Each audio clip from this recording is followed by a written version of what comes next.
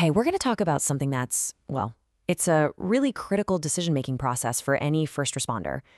You see someone who's hurt, and that first instinct, that gut reaction, is to rush in and help them up. But here's the thing. In an emergency, the absolute most helpful thing you can do might be nothing at all. Today, we're diving into that tough call: when, why, and how to safely move a patient. I mean, it's such a powerful human impulse, right? You see someone on the ground, and every fiber of your being wants to help them get back on their feet. But as we're about to find out, that simple, well-meaning act could actually turn a bad situation into a catastrophic one. So how in the world do you know what to do? For any emergency medical responder who rolls up on a scene, this is it. This is the very first question they have to answer. And believe me, the answer is not always obvious. In fact, most of the time, the best move is no move at all. Okay, so here's the rule of thumb. You only move a patient if the scene itself is dangerous. We're talking fire, a collapsing building, something life-threatening.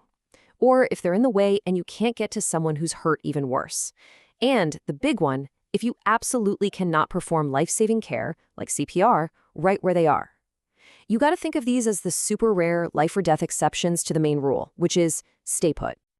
You've probably heard this phrase, hurry up and wait. Well, in emergency services, it is absolutely gospel. It means you get to the scene fast, you figure out what's going on, and then you wait for the pros with the right equipment. A couple of minutes waiting for an ambulance crew with all their specialized gear is almost always safer for the patient than a rushed move, even if your heart is in the right place. All right, so let's say you're in one of those really rare situations where you have to move someone. The focus immediately snaps to safety.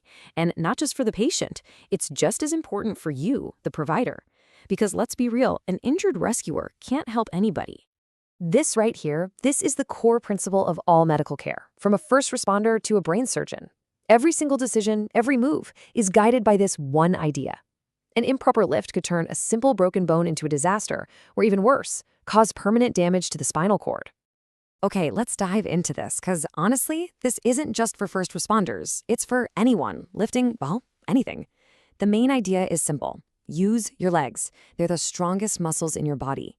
Do not lift with your back. And that last point about not twisting, so critical. Twisting while you're lifting is probably the fastest way to injure your spine. You move your feet instead. It's all about using physics to your advantage. Now look, the pros aren't out there just trying to muscle their way through everything.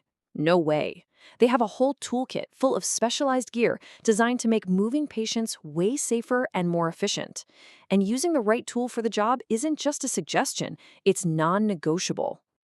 What's so cool here is seeing how the tool is designed to solve a specific problem. So on the left, you've got the portable stretcher. It's your basic workhorse, great for open, flat areas. But on the right, the stair chair. This thing is a brilliant piece of engineering, made specifically for getting around tight corners and down stairwells, all while keeping the patient sitting up and totally secure.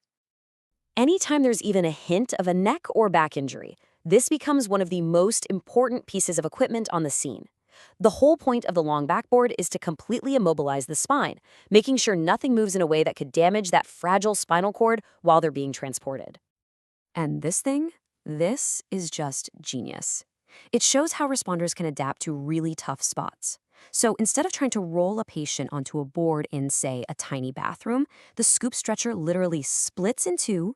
You can slide each half under the patient from the sides and then just clip it back together, scooping them up with very little movement. So smart. Now, we've mentioned the spine a few times, but it really deserves its own spotlight. There is probably no injury a first responder dreads more than a spinal injury, because the consequences of one wrong move, we're talking permanent paralysis or even death. Let's be crystal clear on this one. This is not a suggestion, it's a hard and fast rule. A big fall, a car crash, a major blow to the head. In any of those situations, you have to assume there's a spinal injury until a doctor at a hospital proves there isn't. You just have to err on the side of extreme caution, period. So the first step in protecting the spine is usually putting on a cervical collar or a C-collar. Now, its job isn't really to hold the head perfectly still. It's more of a physical reminder to the patient, hey, don't move your head, and it helps reduce some of the bigger movements while the responders get the backboard ready. Okay, so once the patient is on the backboard, the job's not over. These foam blocks get placed on either side of the head, and then straps go across the forehead and the collar. And now the head, neck, and the rest of the body are completely immobilized. They're locked in as one single unit. And here you can really see the whole process coming together. Look at the coordination it takes. This is absolutely not a one-person job. From gently getting the patient onto the device to securing that final head block, every single step is slow, deliberate, and communicated clearly between the whole team. All of it focused on that one golden rule: do no further harm. So we've gone over the rules, we've seen the tools. Now let's see how it all clicks together by putting these principles to the test. Theory is one thing, right? But how does all this actually play out when the pressure is on and a life is on the line?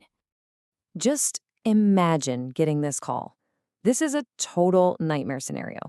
Your patient needs CPR right now to have any chance of survival, but you physically cannot do it in that tiny, cramped space.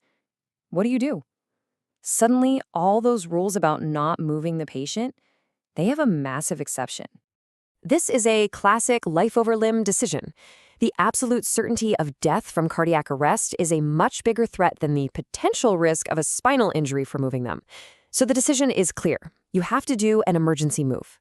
You grab their shirt at the shoulders and you just pull them in a straight line just far enough out of that bathroom so you have room to start those life-saving chest compressions immediately.